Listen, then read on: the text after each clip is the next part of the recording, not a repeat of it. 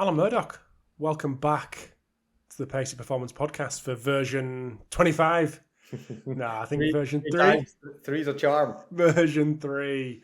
Absolute pleasure to chat to you. A bit of an intro. I know people can probably go back, but certain little things may have changed since last time we spoke. Just a bit of an intro from you, 2 or 3 minutes, and then we'll dive into the kind of good stuff that we've got planned. Yeah, for sure. Well, thanks for having me. It's always good fun to have a chat. Intro. We started off life at Scotland Sevens. That's where I kind of found my kind of passion for team sports, all things fast. Knew absolutely nothing. I was a glorified protein shaker maker. And then from there went to Millfield School. I did not know that. Yeah, went to Millfield School and coached there under a guy called Graham Williams, who's a fantastic guy, great coach, unbelievable in the kind of youth athletic development space, and he was a great mentor to me. And I think I coached for probably about 50 hours a week there for the guts of a year and a half.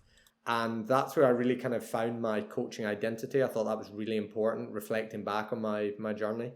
Understanding how I hold myself, what keeps my energy high throughout a coaching day and what kind of negatively affects it, etc. And I think there's a learning there for maybe the young, or certainly my younger self, that you always want to find the shortcut. Like, I just want the big job, I want the big title, but actually you've got to go and coach the under 13 or under 14 netball squad or the Roars and figure out how you hold the attention of a group of players, how you design your sessions so that you can maximize the impact of your half an hour that you have, etc. So that was really important. Then I went to Bath Rugby, got thrown in at the deep end to do a rehab role there, and that was great. That was massive learning. I worked really closely with a couple of other guys there, a physio and S&C coach, and just learned. Had you done any rehab before then? Or not? I'd done bits of it at Millfield under the guidance of a physio, but in reality, not that much. I got thrown into this deep end, and it's like, right, you're the coach, you're the guy that everybody like listens to, so you just do rehab, you just fix people. And honestly, I had not a clue.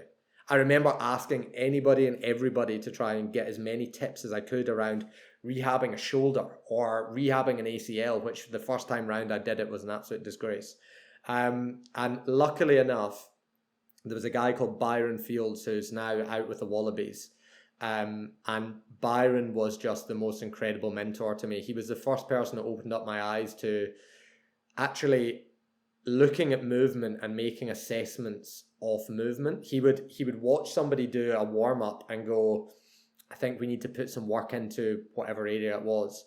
And I just could not get my head around that as a young coach.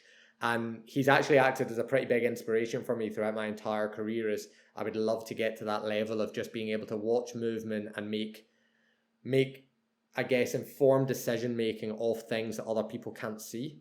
So that's been a large part of my development over the last 3 or 4 years. And then from there, I moved into Speedworks, and I kind of led up my own branch of the Speedworks kind of franchise. And that was brilliant because I was under the guidance of Jonas Dodu initially, and Jonas is fantastic when it comes to all things speed. And I really kind of cut my teeth there, but then I'd been lucky enough to take on some really big rehab cases for six plus months while I was doing that. And that kind of reignited my passion for rehab. And then recently in the last year, I've opened Elevate Rehab, which is my own company. And I get to do what I love every day, which is rehabbing really complex and almost like unsolvable or previously unsolvable cases. And I have a joy doing that every single day. So, and I think the biggest influence around that stuff is that I've been mentored by Dan Path for the past year. And I reached out to Dan, and Dan's been amazing with his time with me, and we speak regularly and bounce ideas off each other and try and solve problems via footage, etc. And it really has elevated my practice as a coach, and that's kind of where we're at today. I'm going to ask you about the business in a minute, but what is the biggest thing that you've learned from Dan? The number one groundbreaking thing or thought or experience or philosophy, the biggest thing? The biggest one is the first thing you want to go to is movement.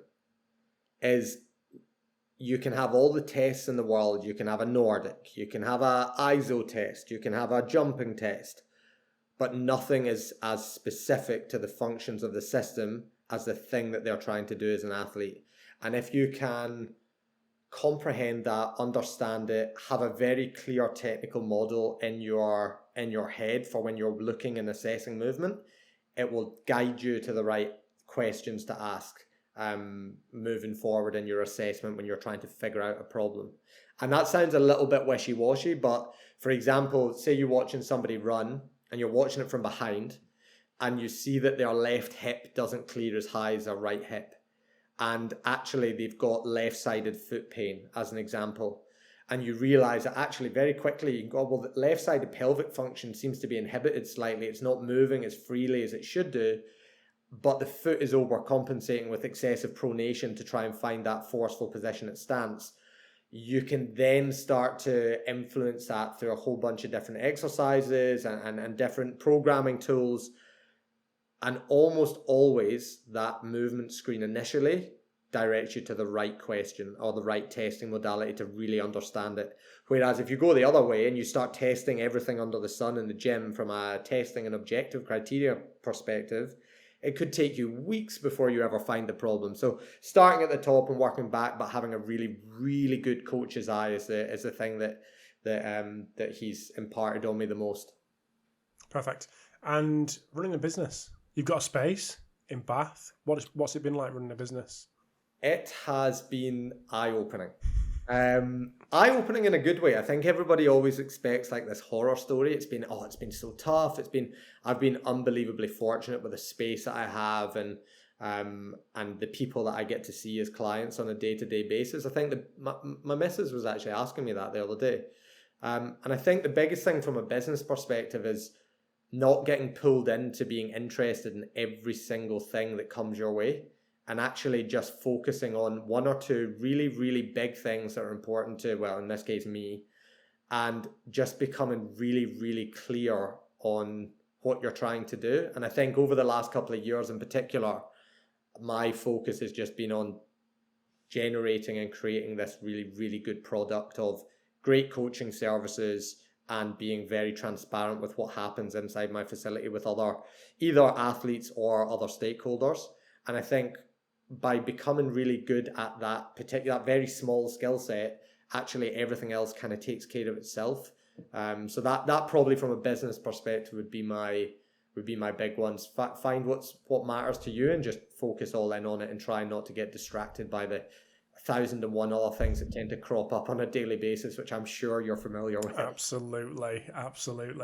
And the ability to just go your own way. Discover new things, challenge things that either you did before and were kind of pushed on a certain route or people put on you, all them kind of things. Now you're just, which is quite scary potentially, you're free to do what you want with the only guardrails are the ones that you put on yourself. That's it. I think in team sport, when I guess the majority of people that go into private practice come from some kind of team sport environment, or certainly that's the people that I know. And in team sport, there's so many pros to team sport, but there's also a lot of cons in that you're often ham-tied by politics, you're ham-tied by time, you're constrained by the threat of doing something new. Whereas in private practice, anything that takes your fancy or anything that stirs up your imagination and interest, you're at liberties to try it. And if it fails, well, okay, back to the drawing board. And you've got to pick and choose your battles. There's no value in failing catastrophically with an athlete and doing something bad. But when the successes come, all of a sudden your philosophy and your practice is redefined. And I think that has definitely been one of the major things for me. There's no shackles of what I can and cannot try, and therefore I'm able to kind of redefine my process over and over again until it's really refined to what I think is good. And it's still not there. There's definitely a long way to go, and there's going to be new avenues, I think, to go down. Particularly my interests are going down kind of the neuroscience route, particularly in the involvement of that in rehab, and then also the performance therapy side of things as well, to add more strings to the bow. And I think that's the beauty of having your own thing. You can take it where you really want to, even if previously in team sport you'd have met a whole bunch of red tape. Was there any examples of where you've kind of gone down that path or discovered something new or done something a little bit off the wall that you maybe wouldn't have done in a pro sport environment? Yeah, I think one of the most recent ones. So I teamed up with a video analysis company, and I had these ideas of being able to like profile the running cycle based on different phases of the running cycle itself. And what we've come up with is, I'll take a video, it spits me back it's called thigh angular velocity data, so the speed geeks will love that. But basically it just tells us how much range a leg goes through and at what velocity it goes through at different portions in the running cycle. And what it does is it overlays these different graphs, left versus right leg, and you can see the glaring asymmetries or symmetries of those limbs at any point in the run. And I think it's really, really cool to see that, because you can then link different exercise prescription, and even more recently, and this is very topical because I saw that the Stu McMillan released that mood language article. You can link language and explanations and cueing to have an impact on the different phases of running. So without overcomplicating it and boring everybody to death, if you lack the ability to have late extension, which is the leg going behind the hip, so moving from stance to toe off, so that phase, and that's delayed for whatever reason. It might be an ACL injury, which is really common. It might be a hamstring injury, which makes sense, because why would you want to drive your hip into extension quickly? Because the hamstrings are responsible for that. Well, if you ask somebody to push for longer, it automatically changes the cycle of, or the thigh angular velocity of that specific phase of the running gait. And you see that in the live graphs that are able to be generated and how that changes. So it's a really interesting one to play with and see how much we can influence running cycle dynamics and therefore stress of injured and rehabbing athletes, just simply through using some constraints, some language, etc. So there's a million examples, but that would be one that I think really has influenced me as a coach, and objectifying the language that I use to have as big an impact that I possibly can. So we've done a course. You've done a course through. We have done a course, Robert. You've done a lot of work on it. You have provided the content for a Sportsmith Elevate course, partnership course. And one thing that's in there is non-negotiables. What non-negotiables do you have when it comes to rehab and your whole philosophy? So I've got 4 big non-negotiables that exist, and you'd be amazed in any rehab, just by following these. They are so simple. Just by following these non-negotiables, how much of a positive impact you can have on rehab. So the first one is that we're not operating into pain. But recently, and my athletes will kind of testify to this, is that I've stopped using the classic pain scale. So usually it's 0 to 10. 10, you'd need your limb amputated and you're about to die. 0 being you have absolutely no problem. I've found that some athletes are incredibly sensitive to pain. Some athletes have a really high pain threshold, and the numbers just vary massively. So what I've started to go down, instead of these numbers, is just awareness versus danger. So are you aware of your body part or your injured tissue working? That's absolutely fine.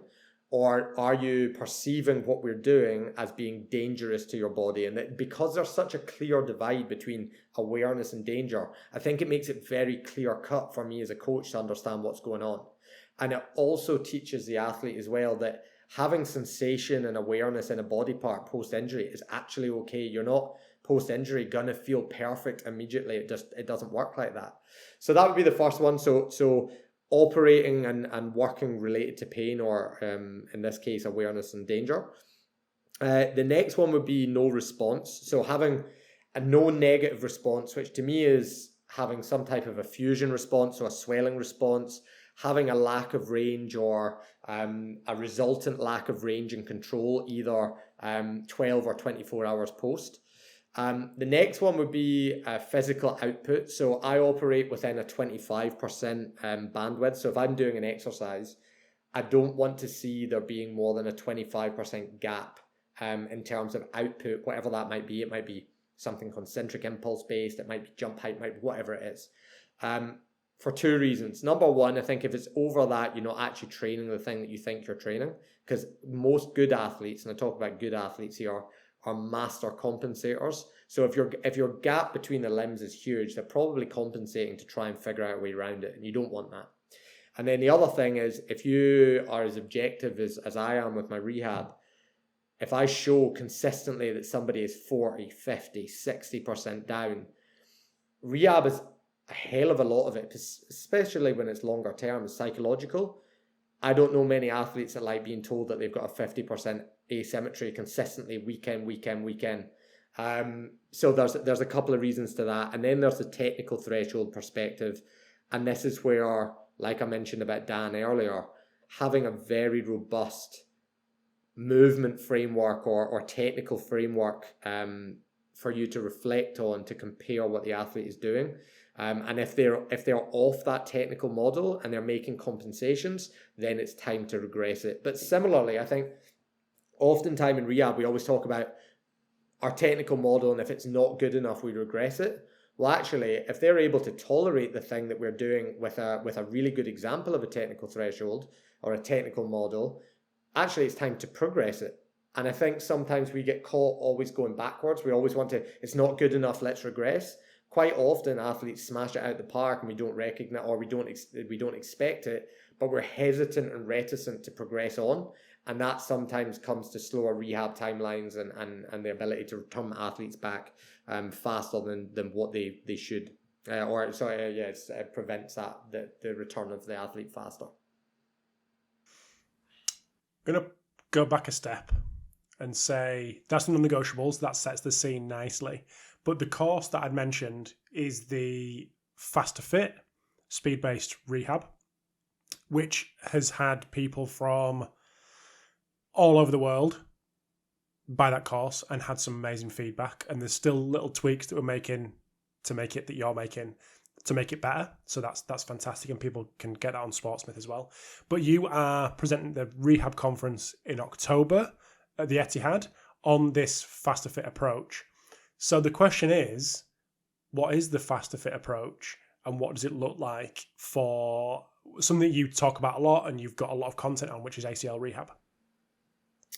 Big question, that. Firstly, I'm absolutely buzzing about this conference. I cannot wait. It's going to be awesome. It's really cool. The thing I like so much about our industry is that I get to connect via Instagram mainly, to be honest, with some of these speakers who I look up to and admire so much, and they put out some unbelievable content that I learn from, like, on a daily.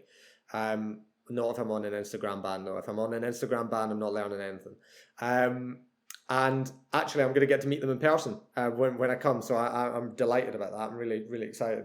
Which which is the whole purpose, my selfish purpose for putting on these in the first place. Because I speak to you, I know we've met in person anyway, thankfully, but there's 95% of people we have on the podcast I'm never gonna meet them in person. And then went through COVID, and we're like, we need to push this about getting people back in person, and there's still like the 500 requests of, are we going to do recording? No, we're not going to do a recording, sadly. We need to make this experience a really positive one, because we need to meet other humans. And we've got people traveling from, I put an Instagram post out, Canada, the US, Penrith Panthers, one of the guys coming over from Australia. So it's going to be a really good event. But yeah, I could go on about that all day. Over to you. Carry on, sorry. All right, cool. So Faster Fit, what is it? Basically, it means putting the key actions. So I call these key actions the high intensity actions, so the HIAs.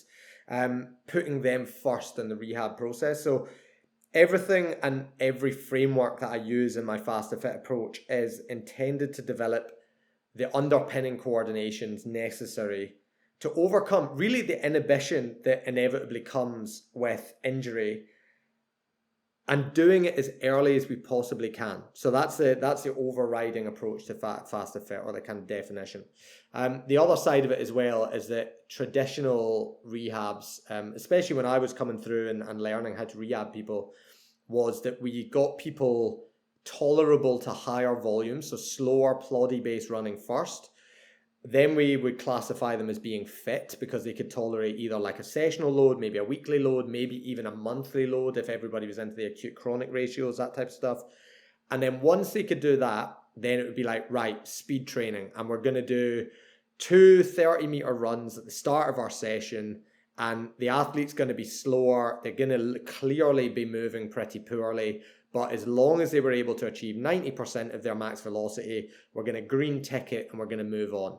And then what would happen, and I'm saying this as if it's like a derogatory thing, but I did this for many years. And then you'd watch the athlete in training and you could just tell that they weren't actually the same athlete as they previously were. They might get through it and everybody would be high-fiving and slapping bums and saying, you got through your first session, class. But I started to think about it and think, I've got mates or athletes coming up to me and saying, yeah, mate, it's gonna spend a bit of time here getting the rust off. And I was like, surely we don't need to go through a period where the rust comes out. Surely that's rehab's job to get the rust off. And when you go back into training and playing, you're at least as good, if not better, than when you left. So Faster Fit was born out of that, and speaking to my peers and my friends and who are athletes and other athletes, and just being honest with myself around my own process and recognizing it probably wasn't doing a good enough job. So that essentially is the Faster Fit approach in a nutshell. That's what it's intended and designed to target. I had to put the fan on there. I'm absolutely baking in this office, so apologies for the little delay. So in the course, and this obviously drives your processes in practice as well, but you've got a couple of protocols, you've got a couple of lots of frameworks, lots of protocols that feature in the course, and I'm sure will be talked about in October as well. Would you mind just taking us through a couple of them protocols and frameworks to give us a bit of an idea of how you've packaged up the things that you do to try to make it simple, not only for you to then replicate, but for us to learn from how you do it as well? Yeah, for sure. So the inside this Faster Fit approach, there's a number of key frameworks. And I got asked this recently, actually, on another podcast. We won't mention it for shocking. Of course. But I got asked that you seem to put a lot of attention and energy into frameworks. Like, do you not think that just operating off frameworks is something that almost like takes away from just the almost like the artistry of coaching? And I think my response to that was that actually the frameworks actually allow the artistry of coaching to come out. Like coaching and rehab, coaching in general can be a pretty chaotic thing. There's different needs, they crop up at different times, you don't really know what's coming, but frameworks allow you to make progressive decision-making decisions throughout all these different phases and contexts of rehab. And if you've got the frameworks behind you, backing you up, it allows you almost the space and the cognition to make snap decisions, in the moment decisions around movement, for example, or around athlete mood or body language, where the artistry of coaching really, really comes out. So there's 6 big key frameworks. I won't talk you through all of them, but one of them that gets quite a lot of requests for me to talk about is something I call the Compass Protocol. So the Compass Protocol is basically a glamorized dynamic warm-up. I don't really know how to put it any other way. But it's a dynamic warm-up that actually informs my practice. So this actually comes from a lot of the stuff that I would do with Dan Paff when we were reviewing footage, etc. And he would talk a lot about having a therapist and having athletes on the bed and being able to assess joint function, tissue tightness, or tissue tone, etc. And I don't have that, or at least I don't have the time to do that in my space. So what we do though is a dynamic warm-up. So I started tweaking it around to help me get a better picture of where the athlete was on any given day. And it's a set bunch of exercises, which is available obviously on the course to have a look at. But essentially what I'm looking at is an athlete's internal and external rotation at the hip. I'm looking at their hip flexion and extension patterns, and I'm looking at their trunk rotation. And through this dynamic warm-up of these different exercises, I'm just eyeballing and making some observations that we're probably going to go after if there are glaring gaps in the athlete's ability to do those things. If I'm being really fancy with it, what I'll do is I'll put the output unit onto the athlete's body parts, and I'll actually use their mobility screening device to actually get a proper, true measure so that I can then influence what I'm doing, and select exercises off the back of it. But in the most part, I just use my eye. And what I'll start with based off the back of it is I'll use banded distractions, which is basically just like, it's like aggressive stretching techniques using bands to distract joints and create an open space. I'll then use a combination of agonist-antagonist stretching and activation. So if I'm really poor with my hip extension, for example, if I stretch and eccentrically lengthen out my quad and my hip flexor, and I then go back to trying to get hip extension, I'll find that I'm able to acquire more hip extension. So I'll use strategies like that based on what I've seen and what's lacking in the athlete to try and enhance what I can get from just a pure mobility and range of motion perspective. And then once I've addressed that, then I'll go into what's essentially end range strengthening or motor control. And previously, I think it's called functional range conditioning, but to me, it's just stability training.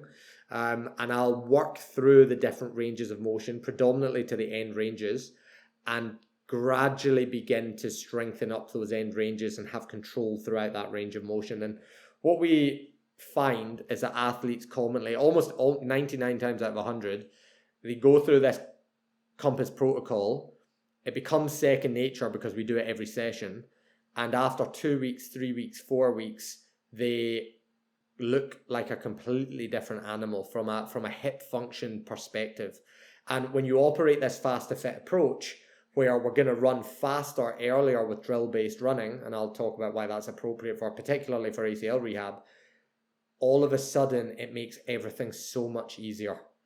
And it's specific to the athlete. Gone are the days of doing a dynamic warm-up where it's just everybody does the same dynamic warm-up and then they move on to getting under a bar or doing some drills. Actually, we can make it specific just by looking for a few key things and then addressing it. So that would be the first one, the compass protocol. And it's called compass because when I look at the pelvis, I kind of think of northeast, southwest and how the pelvis moves. So that's why I called it the compass protocol. And then the next big one, and this is the one that I think is probably the most important one, is the Prep with Purpose framework. So the Prep with Purpose framework is, and I put this on Instagram a lot, like there's a whole bunch of drills and fancy drills, or they look fancy. They're not fancy, I promise. They look fancy and people say, oh, what's that? What's the point? And it's just part of the Prep with Purpose framework that I use. And it's really a coordination-based framework aligned to early, mid, and late stage rehab. But the most important thing about it is it's aligned to the high intensity actions. So what we do is initially I'll focus on more postural based work. Then we'll move on to kind of mid-stage type work, and that's isolated drills focusing on the pattern of whatever it is that we're going after. And then finally in later stage, we'll do integrated skill execution. Now, when I'm talking it through, I can kind of hear that there's not much context to it. So if we were to take, for example, acceleration, we're trying to prep somebody back to acceleration. Well, the postural focus would be an early phase, would be something that I call a rangefinder. So a rangefinder is your classic wall drill, where you're at 45 degrees, you're holding on to the bar and you're at 45 degrees as if you were going to accelerate. And you've got a band around the barbell, and that band is looped around your foot. And what it's doing is it's eccentrically pulling your leg up into a position that replicates an acceleration. Now, it sounds dead simple, but if you've done your ACL, anybody who's either done it or rehabs will know that flexion of the knee joint is something that doesn't come massively comfortable to somebody who's either done their ACL or is recovering from ACL surgery. So what it does is it encourages the combination of hip and knee flexion, which is a pattern that's absolutely critical to be able to accelerate when we get back to that stage. So not only are we focusing on maintaining what would be a fairly neutral pelvis by being at 45 degrees and leaning against the bar, we're also learning how to extend one stance leg. So that's extending the hip and having the feeling of contracting the bum and the hamstring and the calves and connecting to the big toe on the stance leg. And the band is pulling you into an exaggerated range on the front side with the swing leg and combining that with knee and hip flexion. So that's an unbelievably important thing to understand and learn as a rehabbing ACL athlete. So that would be the kind of the early stage of it. The next one would be something I call a rocket launcher. So now can you go from 3-point acceleration starting position with a band around your waist, and in my gym you're attached to the squat rack, but it could be attached to anything, it could be a bar, it could be a coach holding the band, whatever. Now can you actually go forwards and launch yourself out until your foot lands on a box and replicate the exact postural position that the rangefinder encouraged you to get to. But all of a sudden, the complexity of it is different. It requires you to have really good shin discipline so that you're able to recruit your hip and your posterior chain and not just extend through your knee because you don't like being in that eccentric position of down in the 3-point start. And then the final one would be to then layer in your one-step, really, really heavy sled accelerations where the ability to extend one limb and flex the other limb is absolutely vital for you to generate the energy to go forward off step one. So instead of snapping your knee back, and that's a pattern that I would call snap knee, actually you're able to hold that shin at the right angle, push your hips forward, but also be able to flex your knee and flex your hip to replicate the position that we did right at the start in the rangefinder from a postural position. So essentially what I'm saying is it's a coordination-based framework that teaches the athlete everything that they need to be able to do before they go out and execute the high intensity actions. And it's one of these things that I've been refining, and I couldn't give you a time frame on it, but it chops weeks of rehabs, because half the time if you operate, I'm going to get strong and then we're going to go out onto the pitch, well then they've got to relearn all the patterns that they're inhibited about when they get out onto the pitch. By having a prep with purpose framework, you learn the coordinations before you even worry about going to the pitch, so that when you go out to the pitch, all of a sudden you're more efficient, so you can tolerate doing it more and learn quickly. So that really is the prep with purpose framework. It's been a monumental game changer for me in all of my rehabs: ACL, hamstring, groin, ankle, whatever you name it. It's been a huge pivotal moment. You mentioned the output device. And brand new information, anyone that comes on the course can get a output device on trial for a month to put into practice what you talk about in the course, but also have just mentioned there. But maybe this output comes into this next answer. But your key tests that you may use output for or other technology for, can you talk us through that, given that you've mentioned it already? I think I honestly, so this came out of the blue, and it's going to sound like a plug, but I promise it's not meant to sound like a plug. How cool is it that, so the course is set up to be what it is, and it takes you through these frameworks, and you get examples of an ACL case study. And Output have come on board and said, you know what, if you buy the course, we'll send you a sensor so you can do it yourself. That is class. And they initiated that, by the way. This is not our genius. This is Output's genius. So, massive plug for them, because I was not expecting them to come and say, yeah, everyone can get a free one. So, yes, carry on. Right, on with the question. Key tests, right? So in ACL rehab, all rehabs, but let's keep it on the ACL rehab, I consider there to be what I would call like big mountains. So big mountains of rehab. And the first big mountain would be your return to drill-based training. So in the Fast to Fit approach, you start your drill-based training really early. So the first one would be return to drilling or speed mechanics. And I use a couple of things. Number one, the first thing and most powerful thing is your eye. So if you're watching somebody move and you're watching them single leg squat, or you're watching them do a single leg balance and they can't extend their knee, you watch them do a tiptoe land and they don't want to bend their knee because they don't want to drop into flexion because that's stressful. All of these things that you see as a coach are painting a picture for you that Well, if we add more load or we add more velocity and more ground reaction forces and the stresses go up, well, that athlete's probably not ready for what we're about to do.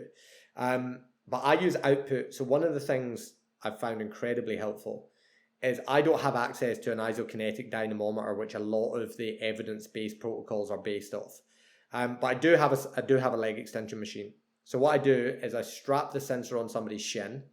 I ask them to achieve a 10 RM leg extension on one leg, on the non-injured leg. I keep the same weight for the injured side, and I ask them to do the same thing, a 10 RM. And what I'll do is I'll take the velocity and the range measured using the unit and make a comparison left versus right to give me a symmetry. And if that's within 20% at a 10 RM load, I know that the quad is in a place where it can tolerate the impacts that speed and drill-based running is going to create. Now, it could be that number is actually 40%, but I've always used 20% and I've never had an adverse reaction. So maybe it's 30%, maybe it's 35%, who knows? But my number that I use in my gym is 20% and it's never gone wrong. So that would be the first one. Then once we get through our return to drilling, I'll use something that I call mini drills. So I use a 10x10 protocol. Mini drills are basically just mini speed mechanics. And again, for the speed people out there, I use ankle and shin dribbles as my mini drills. Again, I'll pop the sensors on the feet. So 2 sensors on the feet, whip up the laptop, click play, and it gives me a contact time and an air time of each leg per step. So in 10 meters, you're probably getting 20 contacts in. Now, I can get a little RSI number off each of those contacts and make a comparison. Now, you'll probably see it. If somebody's got a dead leg that doesn't want to either A, get off the floor, or maybe the opposite, maybe it wants to get off the floor really quickly because it doesn't want to be there. You see a very clear difference in the numbers that are generated on the graph, which is a really nice visual. But you also see it. One side looks like a dead leg, or the other side looks like it's like a hot potato and it just wants to keep getting on and off the floor with no displacement, which actually is one thing that I get asked about all the time. Like, is stiffness a good thing? Everybody talks about stiffness and reactivity, etc. Stiffness and reactivity are different things. Stiffness with no displacement. So if you are stiff and inhibited and guarded on the ground, but that results in a really short contact with no travel time or no displacement, that's a bad thing. That's not good stiffness.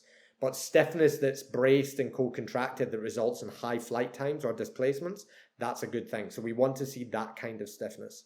So I'll use my mini drills for that. I'll use, for return to running again, I'll actually use peak landing forces in a tiptoe land on the force plates. Again, it gives me a really good indication as to what the knee is willing to tolerate from a peak landing force perspective. And then I'll use something called a box reflex, which is basically just a boom boom on the spot. But again, I can generate an RSI using the output unit to be able to determine if that athlete is actually willing to spend similar times on the ground in slightly higher velocity and intensive drills, which are kind of leading me into what would be my kind of 10-30 protocol, which is my start to my faster fit conditioning stream.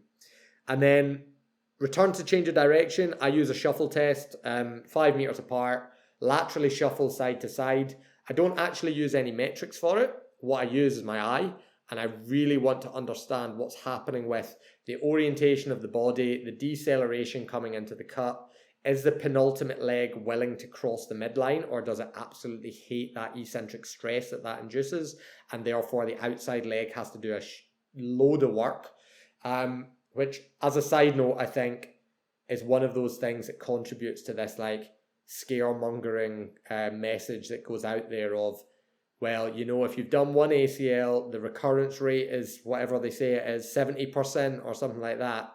Well, if you don't learn how to brake, of course the other leg is going to get knackered because it's doing the braking and the pushing. So it's a really important thing to learn that pattern and learn what you're trying to do as an athlete.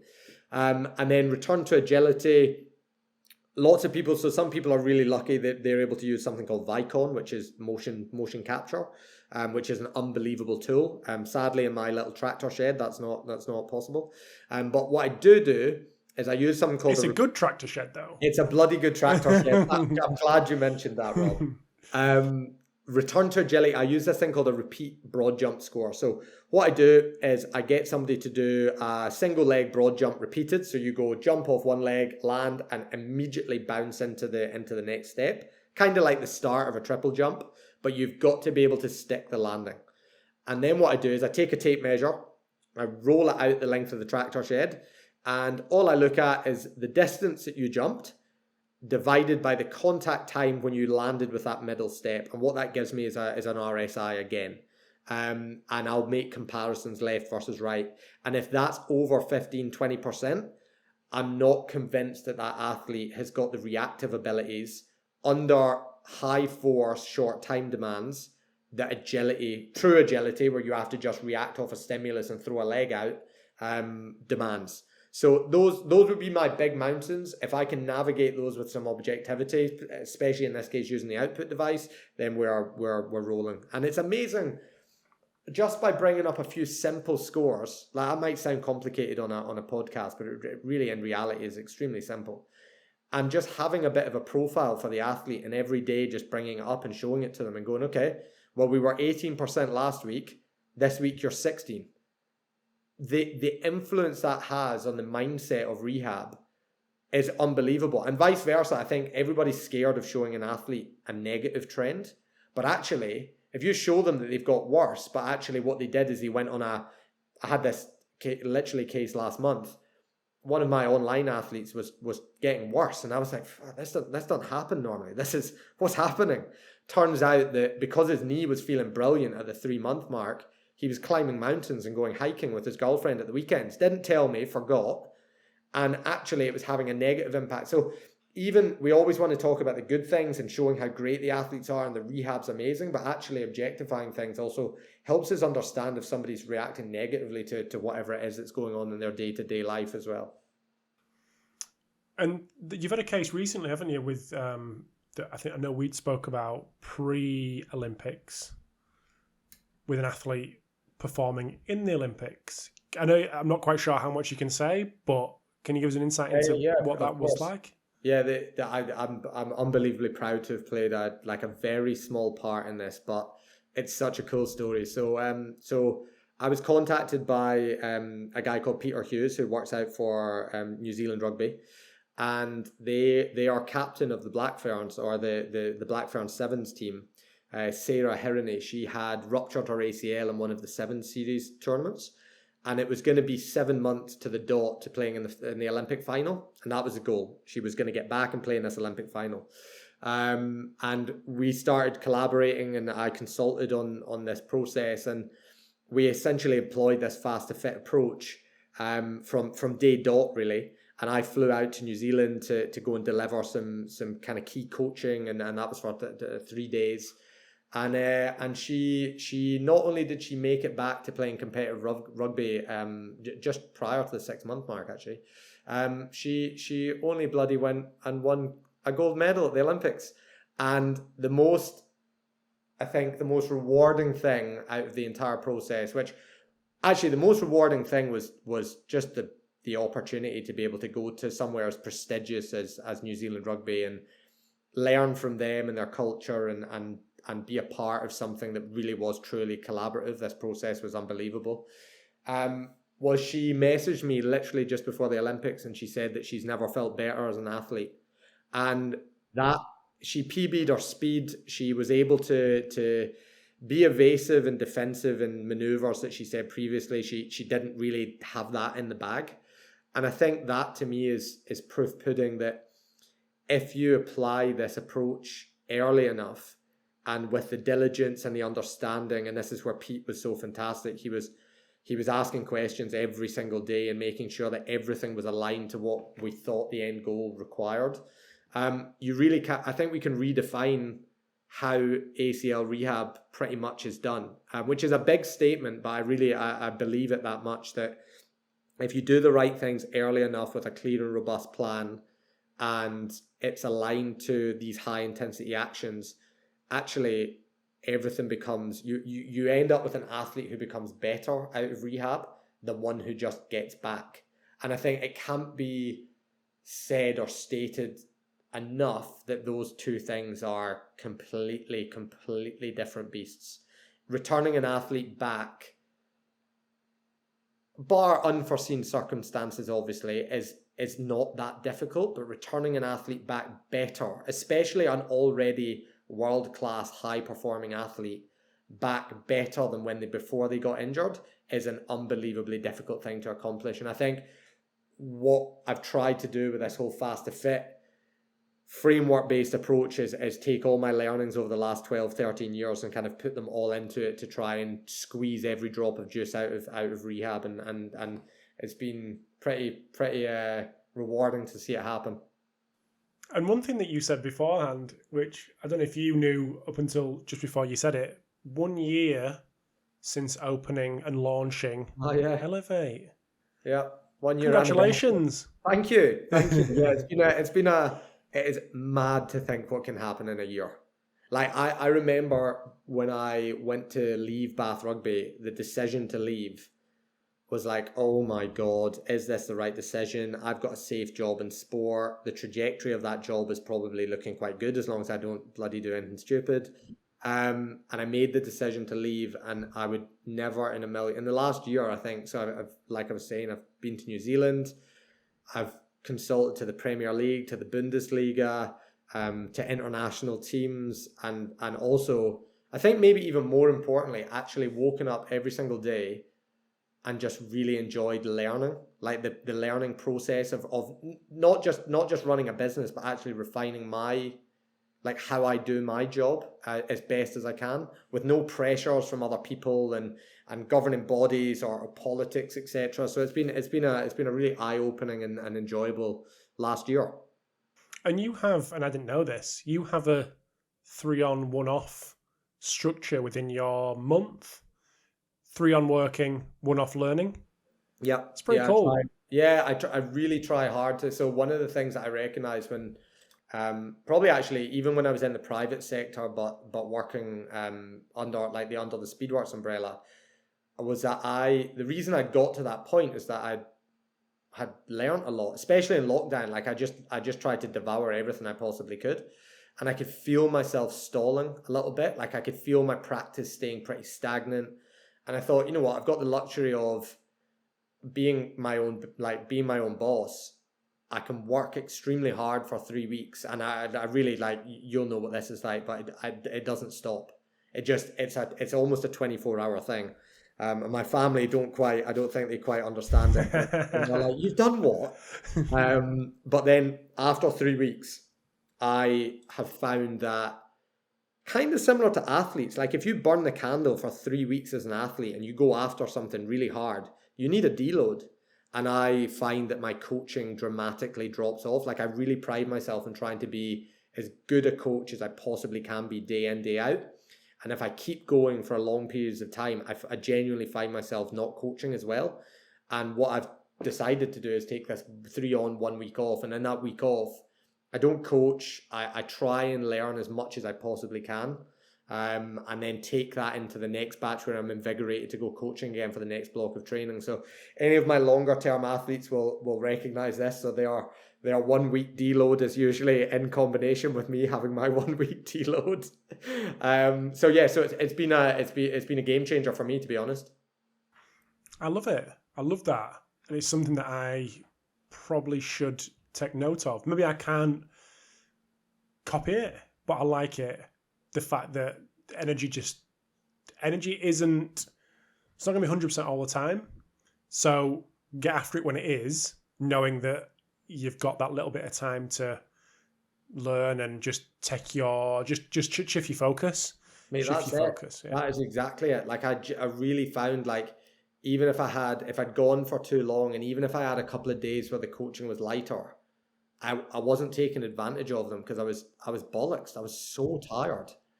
But I've found something that suits me and helps me continue to hopefully keep learning and still be able to do my own mentorships, which I think is just a massive, massive part of like, I think any coach's journey possibly, but certainly I can only speak from my experiences, has played an absolutely pivotal role in what I do.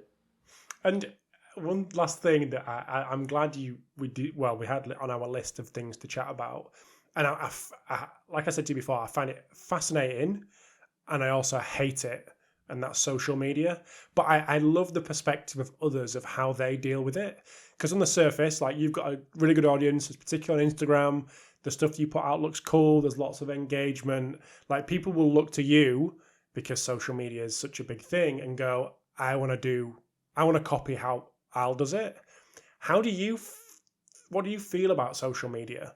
How do you manage it? Yeah, I guess. So this is what, when we talk about work being like 24/7, like I'll get back from coaching for 6, 7, 8 hours a day, and then the social media kicks in. Because without social media, it's a blessing and a curse. Without social media, you don't have massive amounts of marketing. Like, there's word of mouth, and that's the most powerful type. But then social media really showcases your work to people that you don't know. And I love it in the sense that so much of my learning comes from my own social media. So, like, you ask about you said about the kind of strategy for sort of what do I do with social media. Honestly, I just post the stuff that I find interesting. I'm not gonna try and post stuff that is trying to tell you I'm a guru, or post fucking stuff that is so obscure that you're desperate for people to ask you questions like, oh, does he know something that I don't know? I just want to post stuff that I find interesting. And luckily I don't have the biggest social media account, but I certainly, the people that do follow it seem to engage in it. So that's a good sign. But one thing I would say, and I spoke to somebody who's doing a mentorship with me, he was saying, what does he think his social media strategy should be? And I said, just put up some stuff that you find interesting and you can learn from, because ultimately at the end of the day, the thing that people will come to you for is you being good at your job. If you're shiny on Instagram but crap at your job, they might come for one session, but they're not going to come back. So I use social media to put out what I do on a day-to-day basis, but more than anything, I would never put out anything without being confident in my thought process behind it, which means that I've got to have a good thought process behind what I'm putting out. And that's the learning process in itself. So I've learned, honestly, so much from social media. I hate it. I've never had a social media account privately in my entire life. I think I was the only person at school, aged like 17, to never have a mobile phone, a Facebook account. I'm actually pretty private, and I don't really care about what else goes on in the world. Like, I'm quite happy with my own life. So I find it difficult to find the energy to constantly keep putting things out to engage people and make people want to look at what I'm doing. I do find it quite energy consuming. So unless it's something that I enjoy, then it's definitely not getting put out there. That's for sure. I like it. And I'm very much the same. Love it for what it is, but just despise it at the same time. You've got me on a roll here. Go on. Do you know the one thing that absolutely kills me about social media? Go. People are looking for just an absolute quick fix on everything. Like, athletes, even, mate, I get messages from like elite international level athletes who are like, will this exercise fix my hamstring? No, mate, it won't. And the people that are claiming that one thing will revolutionize your rehab, bin them off, because there's so much complexity and expertise and learning that goes behind people who are good at their jobs in all walks of life, not just rehab, but like everything. And anybody that's claiming to fix you or be able to be amazing in one click, like one quick click, I think it pulls people into this false sense of security that just does nobody any good, I don't think. So that's the one I'd say that absolutely kills me on social media. I basically delete any account I see that does that. There was one thing that I saw recently, and I don't see loads of it because I think that the people I do follow are respectable people, but somehow the algorithm had found its way. This post had found me, and it was like a guy doing high knees, and the text was like, "Get faster with this one exercise, 3 sets, 6 reps," and it was a dude just stood there doing high knees, 22,000 likes. I'm like, what is going on here? This is mental to me and you and people in our industry. Like, I won't class myself as respectable people, but you're a respectable coach doing what you do. but like people will take that and go, oh wow, oh really, oh perfect.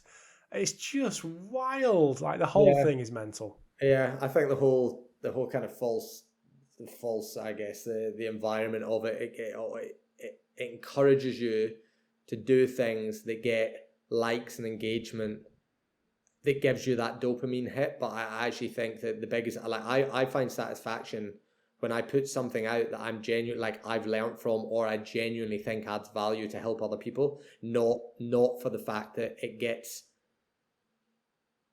well, in my case, 10,000 views or like that kind of thing. Like I've got one video on Instagram that has over 1 million views, which is 1 million people have watched that video. Mate, the video is absolute shit. Yeah, yeah. It's just somebody doing some bounds. That's it. Yeah.